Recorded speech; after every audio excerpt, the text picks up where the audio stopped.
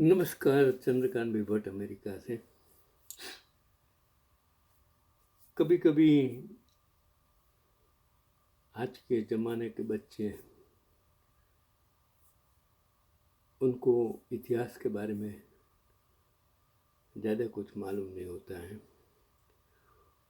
उसको WhatsApp university में से जो भी मिलता है पढ़ लेते हैं, लेकिन उनको जानना ज़रूरी होता है। आजकल हम लोकशाही की बात करते हैं। भारत एक लोकशाही देश है, अमेरिका एक लोकशाही देश है। मैं अमेरिका से ही बोलता हूँ, अमेरिकन नागरिक हूँ। जन्मा हिंदुस्तान में 1944 और आज़ाद भारत 1947 से 2008 तक वहाँ रहा। मैंने सब कुछ देखा, वो दौर देखा। तो मैंने एक जो आर्टिकल्स पढ़ा कि इंदिरा, इमरजेंसी और अमेरिका, मैंने सोचा आप तक पहुँचाऊँ। 17 जून 1972, आज के 72 के बाद जन्मे, आज़ादी के बाद जन्मे और आज सत्ता में बैठे लोग, उन्हें क्या पता, वो तो सिर्फ बातें करते हैं।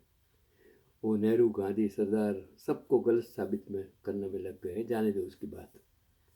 तो उस वक्त अमेरिका में रिचर्ड निक्सन की सरकार चल रही थी।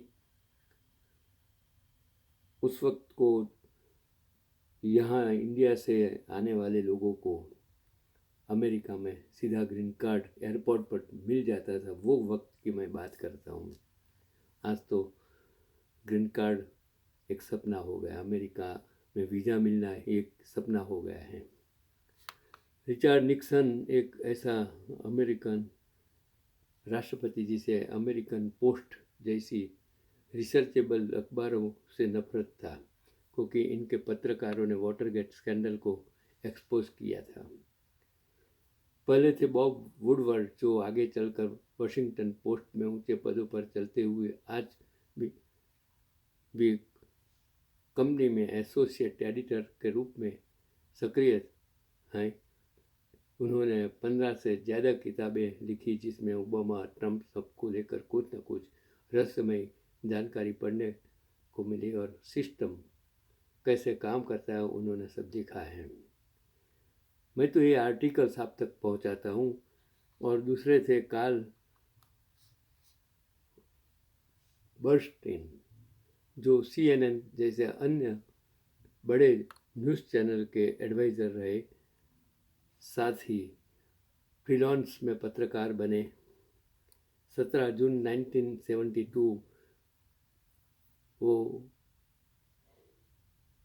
5 चोर डेमोक्रेटिक नेशनल कमेटी के दफ्तर में पकड़े गए। स्थान था वाटरगेट कॉम्प्लेक्स। दोनों पत्रकार जांच में लग गए और बाल की खाल निकलना शुरू हुई। 7 लोग घर लिए गए जिनका कनेक्शन सीधा व्हाइट हाउस से था। वो ये बात भी स्वीकार किए कि वे रिपब्लिकन पार्टी के मेंबर हैं और इल्ज़ाम था पॉलिटिकल राइवल्स के फ़ोन टैपिंग का। जनवरी 1973 7 लोगों पर मुकदमा दायर हो गया और ऑफिशियल जांच शुरू हो गई। राष्ट्रपति निक्सन के गर्दन पर जांच की तलवार लटक चुकी थी, जांच शुरू हो चुकी थी। निक्सन ने अपने बचाव में मोर्चा खोल दिया, अपने पावर का मिसयूज करना शुरू कर दिया और FBI जैसी एजेंसीज कंट्रोल में ले ली गई। बगावत का सूर भांप चुका था निक्सन का के लिए। और मई 1973 निक्सन के सिस्टम पर कंट्रोल करने की प्लानिंग को सीनेट के ने आड़े हाथों लिया और जांच की कार्यवाही लाइव करवा दी, जिससे जुलाई आते आते ये खुलासा हो गया कि व्हाइट हाउस में वाकई फ़ोन टैपिंग के सीक्रेट रिकॉर्डिंग अवेलेबल हैं, जो कि डेमोक्रेटिक पार्टी ने इल्ज़ाम लगाया था। अक्टूबर 1973 निक्सन ने उस जांच अधिकारी को ही बर्खास्त कर दिया जो उसकी कब्र खोद चुका था। जुलाई 1974 सुप्रीम कोर्ट ने निक्सन को सारे रिकॉर्डिंग टेप सौंपने का आदेश दे दिया था। उस पर लगा इल्ज़ाम सिद्ध हो चुका था और 9 अगस्त 1974 अमेरिकन राष्ट्रपति रिचर्ड निक्सन का इस्तीफा हुआ और अगले ही दिन यानी 19 अगस्त 1974 को नए राष्ट्रपति जेराल्ड फोर्ड गादी नशीन हुए। अमेरिका में निक्सन का तख्ता पलट हो चुका था, लेकिन रिपब्लिकन का नहीं। एक चोर की चोरी पकड़ाई तो दूसरा गद्दी पर आ गया। इंदिरा जी का जब वाशिंगटन दौरा हुआ तो बहस के मुद्दे वही निक्सन वाले थे। परमाणु पर फुल कंट्रोल इंदिरा ने फिर इनकार किया और रशिया को लेकर भी रुख उदासीन और गुटनिरपेक्ष ही रहा और रिपब्लिकन सियासत की ये लगातार दूसरी हार थी। इसके पहले निक्सन की धमकियों के बदले इंदिरा जी ने रशिया ने से मैत्री की संधि करके चुनौती दे डाली थी। पानी सिर के ऊपर जा चुका था। मामूली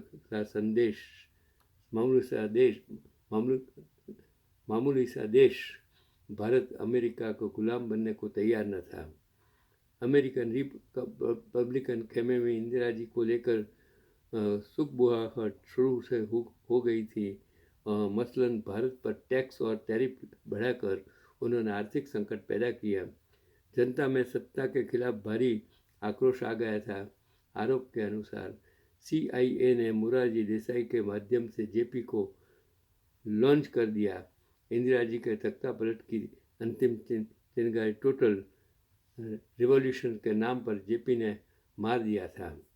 ये वो दौर था जब भारत का स्वाभिमान, उसकी परमाणु शक्ति पर नियंत्रण को लेकर अमेरिका ने भारत के आगे दूसरी बार आर्थिक जंग की शुरुआत की थी। ये कहानी आपको समझ में आएगी कि इंदिरा गांधी कितनी मजबूत नेता थी। मैंने उसको देखा है, उसका भाषण सुना है, नज़दीक से सुना है। जवाहरलाल नेहरू को 1962 हिम्मतनगर में मैंने नज़दीक से सुना है। राजीव गांधी के साथ खाना भी खाया है।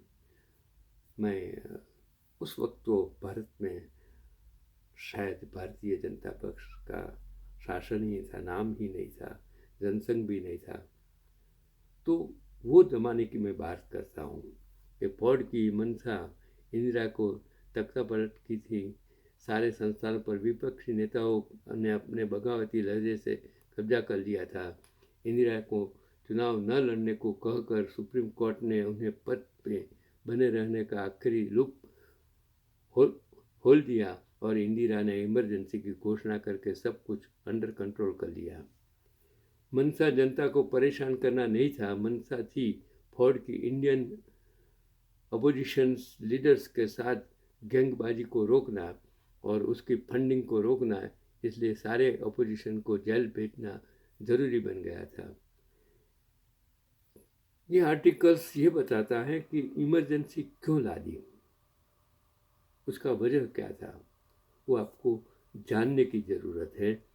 और भारत पर उस टाइम अमेरिका का प्रभाव और विरोध पक्ष में लोगों को किस तरह एक सत्ता के सामने खड़ा कर दिया जाता था, उसकी मैं बात करता हूँ। तो आज हम इमरजेंसी की बात को गलत साबित करने में लग गए हैं।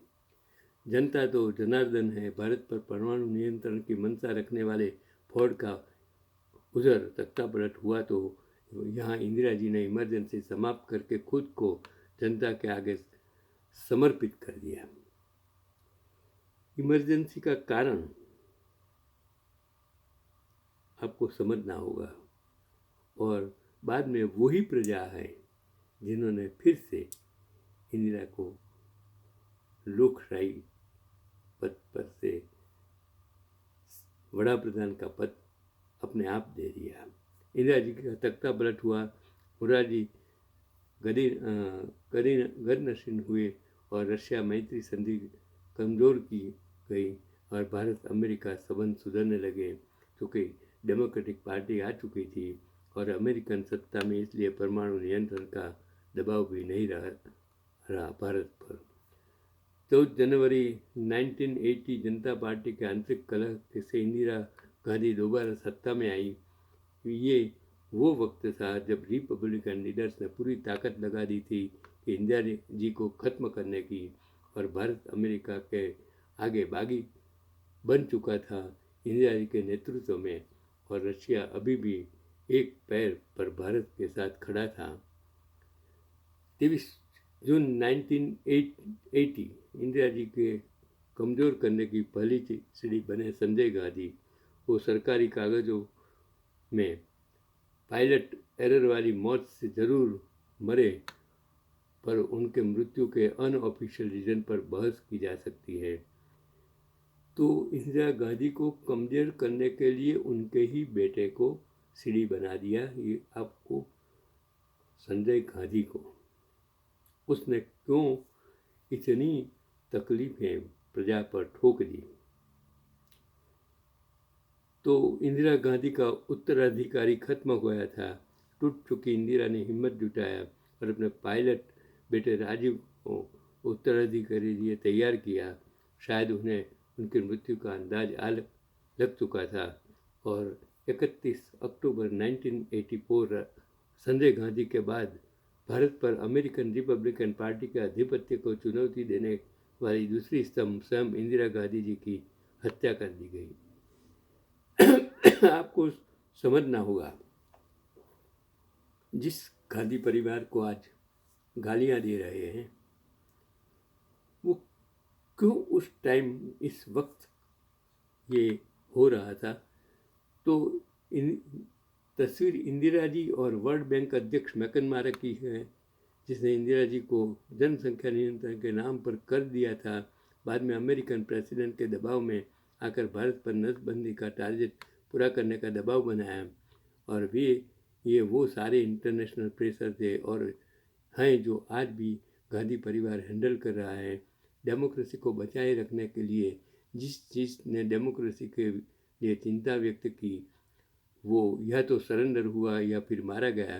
फिर वो इंदिरा गांधी के बाद राजीव ही कौन है, वो यानी आले राहुल गांधी भी क्यों नहीं हो सकते हैं, क्योंकि वो आज डेमोक्रेसी को बचाने के लिए आगे आ रहे हूँ। उम्मीद है कि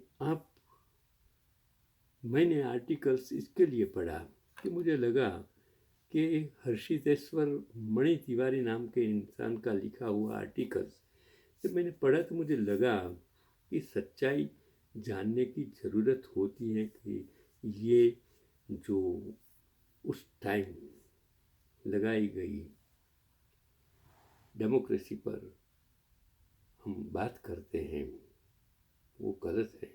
क्यों लगाई गई थी वो आपको जानना ज़रूर। अगर अनऑफिशियल आज के ज़माने में जो मतलब मेरा ख्याल है कि जो हम बात कर रहे हैं वो इमरजेंसी की, तो अनऑफिशियली इमरजेंसी से अच्छी है कि ऑफिशियली इमरजेंसी उसने लगाई। क्यों लगाई, उसके पीछे की वजह, और इंदिरा गांधी और राजीव गांधी की हत्या क्यों हो गई, उसकी वजह आपको जानने की ज़रूरत है। इसके लिए मैं आपका आज का जो एपिसोड है भारत की 140 करोड़ की प्रजा को, विभाजन को समर्पित करता हूँ।